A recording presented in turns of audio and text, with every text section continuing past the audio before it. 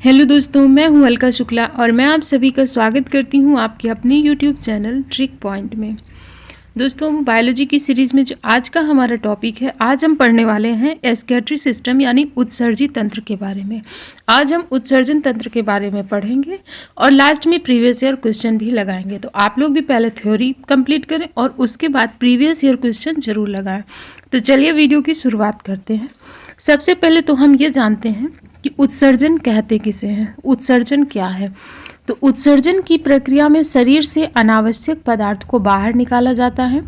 कई ऐसे पदार्थ होते हैं जिनकी उपयोगिता शरीर के लिए उत्सर्जन के पूर्व होती है, परंतु बाद में बाहर निकालना पड़ता है क्योंकि अब यह शरीर के लिए हानिकारक हो सकते हैं, और इस प्रक्रिया में निकाले गए पदार्थ उत्सर्जी पदार्थ कहलाते हैं। जबकि इस प्रक्रिया में भाग लेने वाले जो अंग होते हैं उन्हें उत्सर्जी अंग कहते हैं। उत्सर्जन की पूरी प्रक्रिया में भाग लेने वाले अंगों की क्रियाविधि को उत्सर्जी तंत्र कहा जाता है।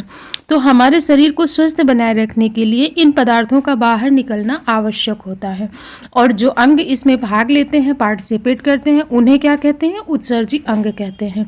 और इन अंगों की जो क्रियाविधि होती है उसे ही उत्सर्जी तंत्र कहते हैं। और उत्सर्जी पदार्थ या फिर अपशिष्ट पदार्थ क्या होते हैं, तो इसे आप एग्जाम्पल से समझ सकते हैं। जैसे अगर आपने कभी भी जूस निकलते हुए देखा हो या खुद निकाला हो, तो आप ऊपर से फ्रूट्स डालते हैं और जूस निकलता है, और जो फ्रूट्स का वेस्ट मटेरियल होता है जैसे कि बीज होता है या फिर पल्प होता है, वो पीछे से बाहर निकल जाता है। तो इसी प्रकार से आप रिलेट कर सकते हैं कि जो भी हमारी बॉडी में वेस्ट मटेरियल होता है वो बाहर निकल जाता है। और हमारी बॉडी में कौन कौन से उत्सर्जी पदार्थ हैं जो बाहर निकाले जाते हैं, तो पहले है कार्बन डाइऑक्साइड, क्योंकि इसकी ज़रूरत नहीं है हमारी बॉडी को, फेफड़ों के माध्यम से ये बाहर निकाल दिए जाते हैं। और ये कैसे बाहर निकाले जाते हैं, तो इसकी प्रक्रिया हमने श्वसन तंत्र वाले वीडियो में पूरा बताया है कि कैसे कार्बन डाइऑक्साइड फेफड़ों के माध्यम से बाहर निकल जाती है। और उसके बाद फिर है पसीना, और फिर है नाइट्रोजन वेस्ट, और नाइट्रोजन वेस्ट में आता है यूरिया, यूरिक एसिड, अमोनिया और पेशाब। इनकी ज़रूरत नहीं होती हमारी बॉडी को, इन्हें हम शरीर से बाहर निकाल देते हैं। तो हमने उत्सर्जी पदार्थ देख लिए हैं। अब उत्सर्जी अंग कौन कौन से हैं ये भी जान लेते हैं जिनके माध्यम से उत्सर्जी पदार्थ शरीर से बाहर निकाले जाते हैं। पहला है वृक्क यानी किडनी, और किडनी के माध्यम से यूरिन बाहर निकाला जाता है। और उसके बाद फिर है ये फेफड़ा, फेफड़े के माध्यम से शरीर से कार्बन डाइऑक्साइड बाहर निकाला जाता है। फिर है यकृत यानी लीवर, लीवर जो क्या करता है, अमोनिया होता है, अमोनिया को यूरिया में बदल देता है, और यही यूरिया किडनी से मूत्र के रूप में बाहर निकल जाता है। तो यकृत का कार्य क्या है, अमोनिया को यूरिया में परिवर्तित करना। और उसके बाद फिर है स्किन यानी त्वचा, और त्वचा के माध्यम से पसीना बाहर निकाला जाता है। तो मुख्य रूप से 4 उत्सर्जी अंग हैं, और इनमें से जो सबसे ज़्यादा इंपॉर्टेंट है वो है किडनी, क्योंकि यूरिया को शरीर से बाहर निकालने का कार्य किडनी करती है। और अब हम देखते हैं कि नाइट्रोजन युक्त उत्सर्जी पदार्थों के आधार पर जीव कितने प्रकार के होते हैं। तो उत्सर्जी पदार्थ के आधार पर जीव सामान्यतः 4 प्रकार के होते हैं। उत्सर्जी पदार्थों के आधार पर जीव को सामान्यतः 4 भागों में विभाजित किया गया है। कौन कौन से हैं, अमोनोटेलिक है, यूरियोटेलिक, यूरिकोटेलिक और गुआनोटेलिक। ये 4 प्रकार के सामान्यतः जीव हैं जिन्हें कि उत्सर्जी पदार्थ के आधार पर विभाजित किया गया है। तो इन्हें एक एक करके हम समझते हैं। सबसे पहले है अमोनोटेलिक, ऐसे जीव जिनका उत्सर्जी पदार्थ अमोनिया है, जो अधिक विषाक्त है तथा इसे शरीर से बाहर निकालने के लिए अधिक जल की आवश्यकता होती है, वह जीव अमोनोटेलिक जीव कहलाते हैं। और ऐसे जीवों को 1 ग्राम अमोनिया निकालने के लिए लगभग 500 ml जल की आवश्यकता होती है। 1 ग्राम अमोनिया बाहर निकालने के लिए 500 ml जल की आवश्यकता होती है। और उदाहरण के रूप में आप देख सकते हैं इसमें जलीय जीव आते हैं, जैसे कि मछली है, झींगा है, मेढक है। तो अमोनोटेलिक जीव के अंतर्गत जलीय जीव आते हैं। इसके बाद फिर सेकेंड है यूरियोटेलिक, ऐसे जीव जिनका मुख्य उत्सर्जी पदार्थ यूरिया होता है उन्हें यूरियोटेलिक जीव कहते हैं। और इसके अंतर्गत मनुष्य तथा स्तनधारी जीव प्रमुख रूप से आते हैं। और अमोनिया की अपेक्षा यह कम विषाक्त होता है और इसे कम मात्रा में पानी की आवश्यकता होती है शरीर से बाहर निकालने के लिए। इसमें 1 ग्राम यूरिया के लिए लगभग 50 ml पानी की आवश्यकता होती है। 1 ग्राम यूरिया शरीर से बाहर निकालने के लिए लगभग 50 ml जल आवश्यक होता है। और उदाहरण के रूप में आप देख सकते हैं स्तनधारी जीव है, मनुष्य है, उभयचर है, ये यूरियोटैलिक है।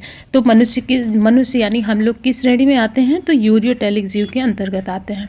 और उसके बाद फिर तीसरा है यूरिकोटैलिक। ऐसे प्राणी जिनका मुख्य उत्सर्जी पदार्थ यूरिक अम्ल होता है, यूरिक एसिड होता है, और यूरियोटैलिक जीव वो कहलाते हैं। यूरिक अम्ल के उत्सर्जन के लिए यूरिया से भी कम पानी की आवश्यकता होती है। 1 ग्राम यूरिक एसिड को निकालने के लिए लगभग 10 ml जल की आवश्यकता होती है। और इसके अंतर्गत जो जीव आते हैं उसमें है सरीसृप और पक्षी। तो यूरिकोटैलिक जीव कौन से होते हैं, कभी भी आपसे एग्जाम में अगर पूछा जाए कि पक्षी किस श्रेणी के अंतर आते हैं, तो यूरिकोटैलिक जीव के अंतर्गत आते हैं, क्योंकि पक्षी क्या निकालते हैं, यूरिक एसिड, यूरिक अम्ल निकालते हैं। और 1 ग्राम यूरिक अम्ल के लिए लगभग 10 ml पानी की यानी जल की आवश्यकता होती है। और इसके बाद फिर चौथा प्रकार है जो वो है गुआनोटैलिक। ऐसे प्राणी जो गुआनिन का उत्सर्जन करते हैं उन्हें गुआनोटैलिक जीव कहते हैं। और इसके अंतर्गत जो आते हैं वो है मकड़ी और बिच्छू। और इसमें जो आपसे पूछा जाएगा तो ये उदाहरण देकर के ही पूछा जाएगा कि ये जीव किसके अंतर्गत आते हैं, तो ये गुआनोटैलिक जीव के अंतर्गत आते हैं, मकड़ी और बिच्छू आदि।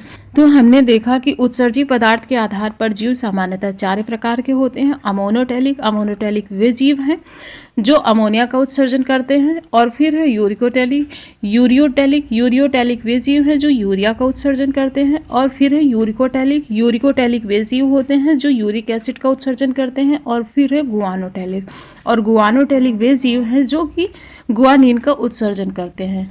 और अब हम देखते हैं उत्सर्जी अंगों के बारे में पढ़ते हैं। तो पहला है त्वचा यानी स्किन।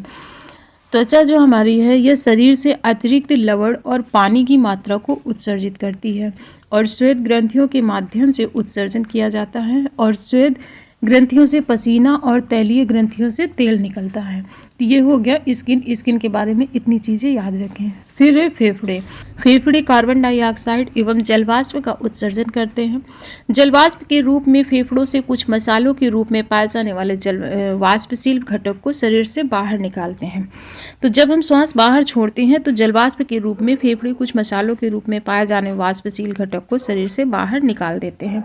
और उसके बाद फिर है यकृत यानी लीवर। यह शरीर के विषैला पदार्थ होता है जो अमोनिया को यूरिया में बदल देता है। तो क्वेश्चन पूछा जाता है कि शरीर का कौन सा अंग है जो अमोनिया को यूरिया में परिवर्तित करता है, तो वो लीवर है, याद रखें इसे, ठीक है।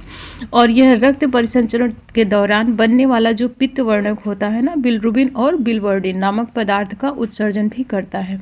तो ये भी याद रखें कि अगर आपसे पूछा जाए बिलिरुबिन या बिलवर्डिन नामक पदार्थ का उत्सर्जन कौन करता है, तो यकृत करता है। यकृत से ये चीज़ें आप याद रखें। तो जो हमारे शरीर में अमोनिया है खतरनाक होता है, इसे यूरिया के रूप में बदल देता है, जिसे आगे चल करके पेशाब के रूप में हम शरीर से बाहर निकाल देते हैं। और यही यूरिया फिर अमोनिया, ये जो यूरिया निकल जाता है जब शरीर से बाहर ना, तो ये फिर अमोनिया में परिवर्तित हो जाता है। जहाँ पर पेशाब की गई हो, आपने देखा हो, वहाँ से बदबू आती है जो इसी अमोनिया की वजह से आती है और इसे बैक्टीरिया अमोनिया में फिर से परिवर्तित कर देते हैं। तो अमोनिया को यूरिया में परिवर्तित करना किसका कार्य है, लीवर का कार्य है। इसके बाद नेक्स्ट है वृक्क यानी किडनी। ये मानव का मुख्य उत्सर्जी अंग है जो नाइट्रोजन युक्त विषैला पदार्थ को उत्सर्जित करता है। गुर्दे का मुख्य उद्देश्य मुख्य रूप से रक्त को फिल्टर करना है। मनुष्यों में उदर गुहा के पीछे की ओर कशेरुक दंड के दोनों ओर एक एक वृक्क स्थित होते हैं, यानी दोनों साइड एक एक किडनी पाई जाती हैं। और वृक्क के चारों तरफ पेरिटोनियम की झिल्ली पाई जाती है। तो किडनी को कवर कौन सी झिल्ली करती है, तो पेरिटोनियम झिल्ली करती है। और प्रत्येक किडनी का वजन कितना होता है, तो 140 से 180 ग्राम के बीच में किडनी का वजन होता है। और किडनी को 2 भागों में विभाजित किया जाता है। पहला पार्ट है कॉर्टेक्स और दूसरा है मेडुला। कॉर्टेक्स जो होता है किडनी का बाहरी भाग होता है और मेडुला किडनी का आंतरिक भाग होता है। तो जो ये आप देख रहे हैं ना, ये है कॉर्टेक्स, और कॉर्टेक्स किडनी का बाहरी भाग होता है, और ये है मेडुला, ये किडनी का आंतरिक भाग है। तो आप याद रखें कि मानव का मुख्य उत्सर्जी अंग कौन सा है, वो किडनी है। और किडनी नाइट्रोजन युक्त विषैला पदार्थ को उत्सर्जित करती है और रक्त को फिल्टर करने का कार्य भी किडनी करती है। अगर आपसे पूछा जाए रक्त को फिल्टर कौन करता है, तो किडनी करती है। और अगर रक्त को शुद्ध करने का कार्य पूछे तो वहाँ पर आपका आंसर फेफड़ा होना चाहिए। और वृक्क के चारों तरफ यानी वृक्क यानी किडनी के चारों तरफ जो झिल्ली पाई जाती है उसे कौन सी झिल्ली कहते हैं? उसे कहते हैं पेरिटोनियम झिल्ली। ये नाम भी आप याद रखें। और किडनी की कार्यात्मक एवं संरचनात्मक इकाई को नेफ्रॉन कहा जाता है।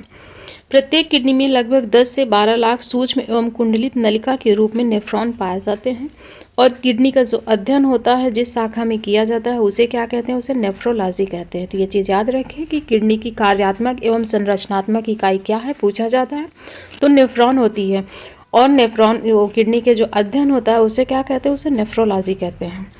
तो नेफ्रॉन ही मुख्य रूप से ब्लड को फिल्टर करने का कार्य करते हैं। इसके बाद हम लोग नेफ्रॉन की संरचना देखते हैं और समझते हैं। आपको सभी के सभी पार्ट आसानी से याद हो जाएंगे, बस आप लोगों का काम है ध्यान से सुनना और देखना। इसके डायग्राम को आप ध्यान से देखें, जो मैं बता रही हूँ पार्ट कौन सा है, क्या कार्य है, उसको समझते चलें। क्योंकि जो आजकल क्वेश्चन पूछे जाते हैं डायग्राम से भी क्वेश्चन पूछे जा रहे हैं। डायग्राम का पार्ट दे दिया जाएगा और पूछा जाएगा कि कौन सा पार्ट है। तो आप लोग जब ध्यान से देखेंगे डायग्राम को, समझेंगे कि इसका क्या कार्य है, तभी आंसर बना पाएंगे। तो हम एक नेफ्रॉन के बारे में पढ़ लेते हैं। जैसे एक नेफ्रॉन कार्य करता है वैसे ही सभी नेफ्रॉन कार्य करते हैं। तो हम एक नेफ्रॉन के बारे में पढ़ लेंगे, ठीक है। और नेफ्रॉन की जो शुरुआत होती है ना, शुरुआत यहाँ से होती है और यहाँ पर 2 नलिका हैं। आप देख रहे हैं शुरुआत में ये 2 नलिका दिख रही हैं। इन्हें एक को कहते हैं एफरेंट आर्टियोल और दूसरे को कहते हैं इफरेंट आर्टियोल। ये थोड़ी सी पतली होती है और इसके बाद फिर ये कप जैसी संरचना है, इसे कहते हैं बोमन कैप्सूल। और इसका नाम बोमन नाम के वैज्ञानिक ने पता लगाया था, इसीलिए इसका नाम बोमन पड़ गया।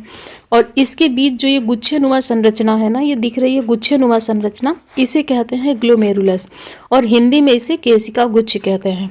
और जो ये घुमावनुमा संरचना है इसे समीपस्थ कुंडलित नलिका कहते हैं और शॉर्ट में इसका नाम है पीसीटी। फिर ये जो यू आकार की संरचना दिख रही है ना, यू शेप में, इसे कहते हैं हेनले लूप।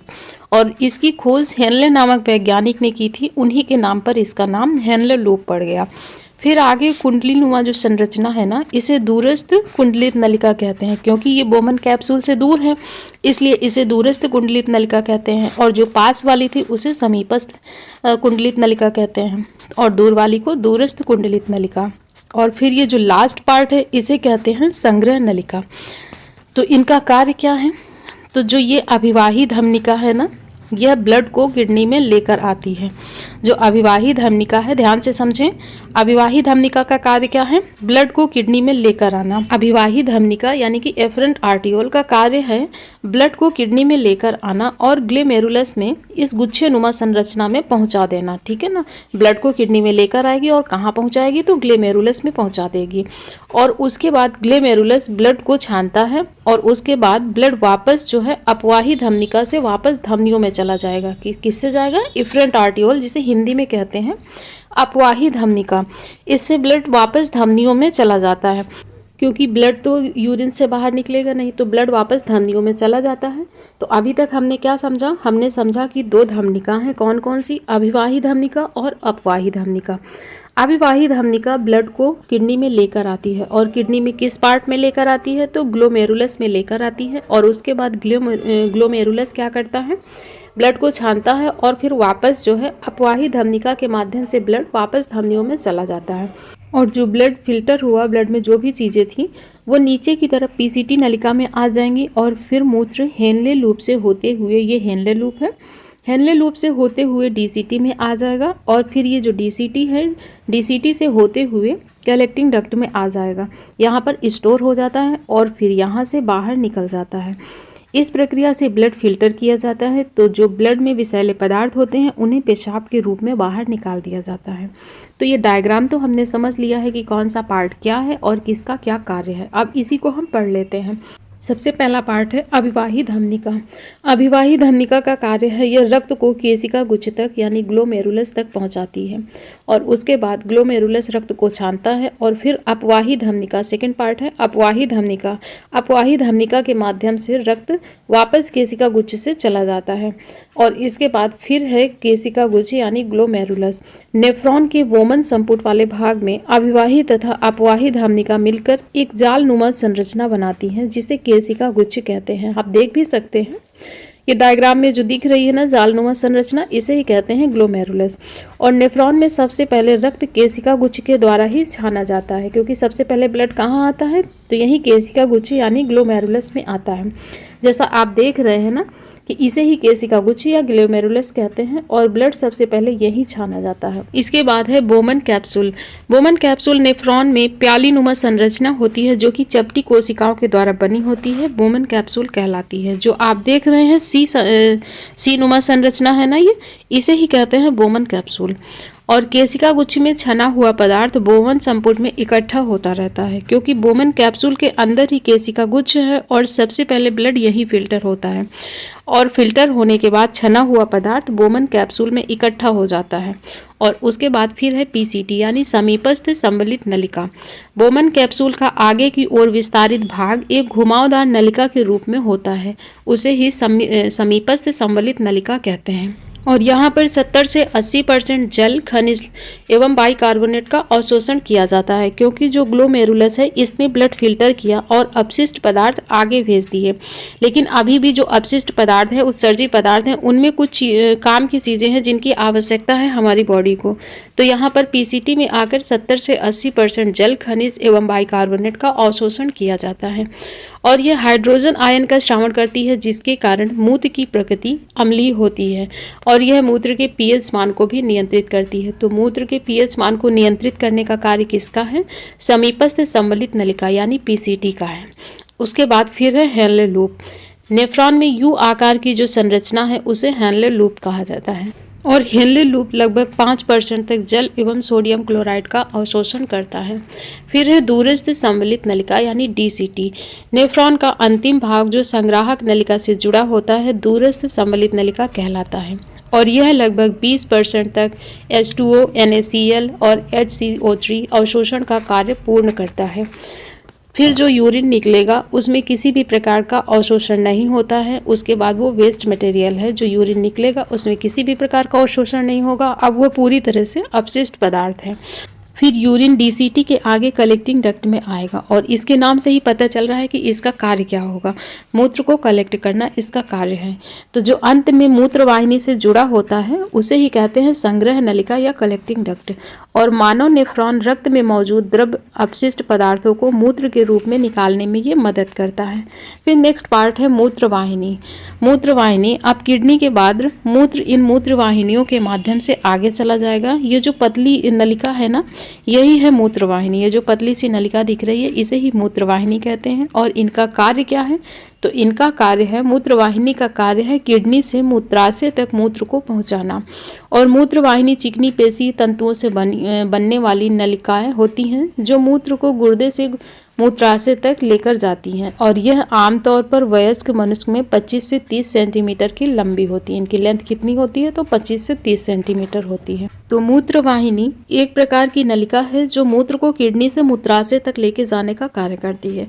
फिर है मूत्राशय यानी कि यूरिनरी ब्लैडर, और इसका क्या कार्य है, तो यूरिनरी ब्लैडर मनुष्यों में मौजूद एक खोखला अंग होता है जो यूरिनेशन द्वारा यूरिन बाहर निकालने से पहले किडनी से मूत्र को स्टोर करने का कार्य करता है। तो इसका काम है यूरिन को स्टोर करना। शरीर से बाहर निकलने से पहले यूरिन मूत्राशय में स्टोर होता है, और मूत्र वाहिनी के माध्यम से मूत्राशय में प्रवेश करता है और मूत्राशय के माध्यम से बाहर निकल जाता है। और ब्लैडर खाली करने की जो इच्छा होने से पहले एक सामान्य मानव में, वयस्क मानव में 300 से 500 मिलीलीटर के बीच यूरिन स्टोर करने की क्षमता होती है। तो एक वयस्क मानव अपने अंदर कितनी यूरिन स्टोर कर सकता है, तो 300 से 500 मिलीलीटर ml के बीच में यूरिन स्टोर कर सकता है।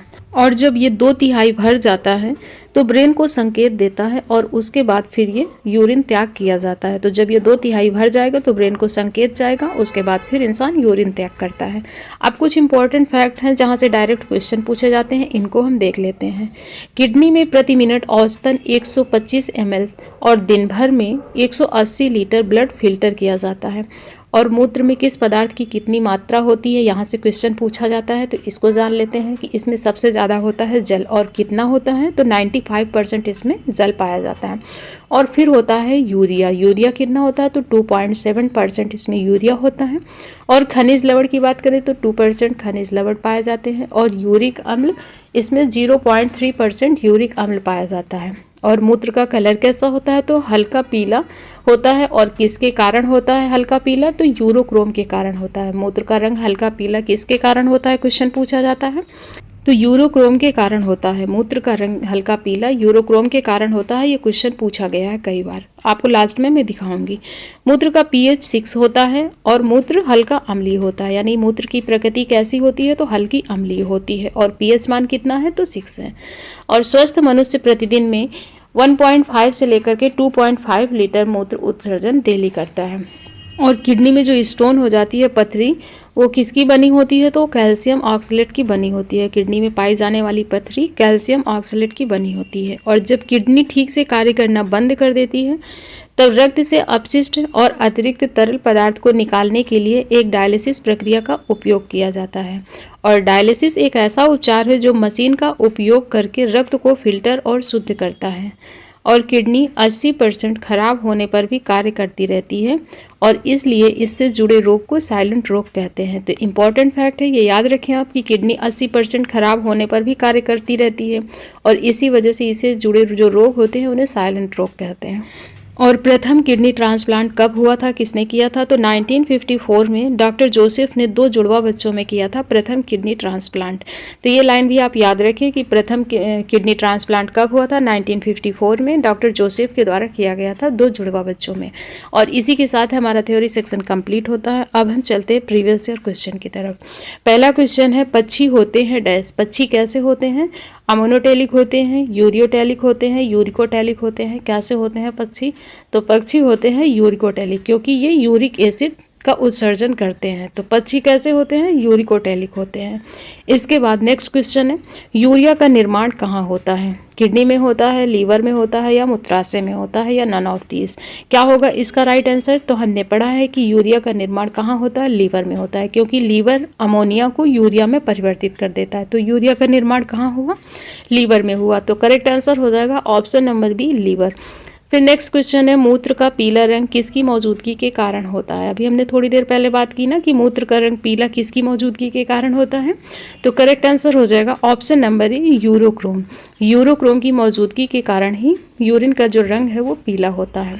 फिर नेक्स्ट है, मूत्र का pH कितना होता है, तो यूरिन का pH कितना होता है, तो 6 होता है। इसका करेक्ट आंसर हो जाएगा option number A, 6। Next question है, मनुष्य में किडनी में पथरी बनती है तो किससे बनती है, तो किडनी में बालू के कणों से बनती है, या फिर वसाओं में ब्लॉकेज से बनती है, या फिर किडनी के पेल्विक में ऑक्सलेट जैसे लवण के क्रिस्टलों से बनती है।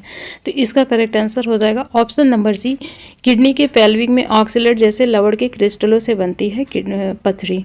इसके बाद अगला क्वेश्चन है, कौन सा अंग अमोनिया को उत्सर्जन के लिए यूरिया में परिवर्तित करता है, तो इसका राइट आंसर हो जाएगा लीवर। हमने पढ़ा है कि लीवर का कार्य क्या है, तो अमोनिया को यूरिया में परिवर्तित करना।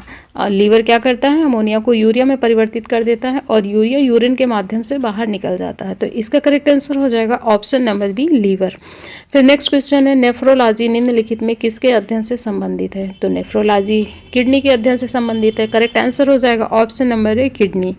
और फिर है हमारा लास्ट क्वेश्चन, उस नलिका का चयन कीजिए जो मूत्र को मूत्राशय से शरीर के बाहर तक ले जाती है। तो मूत्र को मूत्राशय से शरीर के बाहर तक ले जाने का कार्य कौन सी नलिका करती है, मूत्र मार्ग। इसका करेक्ट आंसर हो जाएगा मूत्र मार्ग। और इसी के साथ हमारा वीडियो कंप्लीट होता है आज का। और वीडियो आपको कैसा लगा है, अगर आपके लिए हेल्पफुल है, आपको अच्छा लगा है, तो वीडियो को लाइक करें, चैनल को सब्सक्राइब कर लें। मिलते हैं नेक्स्ट वीडियो में। Thank you.